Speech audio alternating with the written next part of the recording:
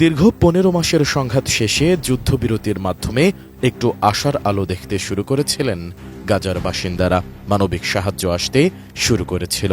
Israeli কারাগার থেকে মুক্তি পেয়েছিলেন কয়েকশো ফিলিস্তিনি, যাদের মধ্যে যাবজ্জীবন সাজাপ্রাপ্ত আসামিও ছিলেন। কিন্তু নেতানিয়াহু বাহিনীর দ্বারা মঙ্গলবারের হামলায় সব আশার আলো নিভে গেছে। এর মধ্যে নেতজারিম করিডরের দখল দুপক্ষকে ফের সর্বাত্মক যুদ্ধের দিকে ঠেলে দিতে শুরু করেছে।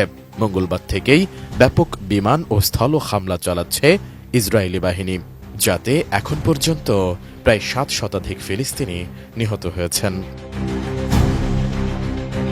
নেতানিয়াহু বাহিনীর চালানো ওই হামলার পাল্টা জবাব হিসেবে গাজা থেকে এবার তেল আবিবে ব্যাপক ক্ষেপণাস্ত্র হামলা চালানো হয়েছে বলে জানিয়েছে ইসরায়েলের গণমাধ্যম।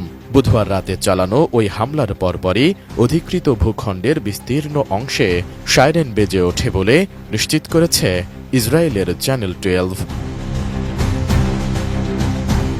টাইমস অব ইসরায়েল জানিয়েছে, বেশ কয়েক মাস পর প্রথমবারের মতো হামাস ইসরায়েল অধিকৃত কেন্দ্রীয় ভূখণ্ডে রকেট হামলা চালিয়েছে, যার ফলে তেল আবিবে সতর্কতা সংকেত বাজানো হয়েছে। হামলার ফলে তেল আবিব ছাড়াও কয়েকটি উপশহরে সতর্কতা সংকেত সক্রিয় হয়ে ওঠে। অন্যদিকে এই হামলার কথা নিশ্চিত করেছে হামাস। তারা জানিয়েছে, গাজাবাসীর ওপর নতুন করে চালানো গণহত্যার জবাব দিতেই এই রকেট হামলা চালানো হয়েছে। তবে ইসরায়েলের দাবি, হামাসের এই রকেট হামলায় কেউ হতাহত হয়নি।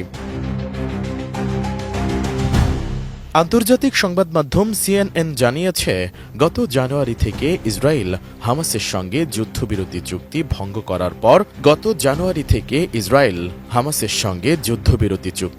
করার পর গাজা থেকে এই প্রথম রকেট হামলা চালানো হলো। মঙ্গলবার গাজা উপত্যকায় বিমান হামলা চালানোর একদিন পর স্থল আক্রমণও শুরু করে ইসরায়েলি বাহিনী, যাতে দেখা দিয়েছে মানবিক বিপর্যয়। এদিকে ইয়েমেনের হুতি বিদ্রোহীদের কাছ থেকেও রাতারাতি ইসরায়েলের ওপর হামলা চালানো হয়েছে।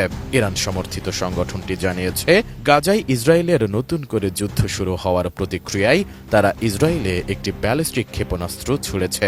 ইসরায়েল যুদ্ধবিরতি ভাঙার পর এটি ছিল তাদের দ্বিতীয় ক্ষেপণাস্ত্র হামলা। অপরদিকে বুধবার জেরুজালেমে বিক্ষোভকারীদের ক্রোধের মুখোমুখি হন ইসরায়েলের প্রধানমন্ত্রী বেনিয়ামিন নেতানিয়াহু। হাজার হাজার মানুষ ইসরায়েলের পার্লামেন্ট নেসেটের বাইরে নতুন করে সংঘাতের বিরোধিতা করতে জড়ো হন।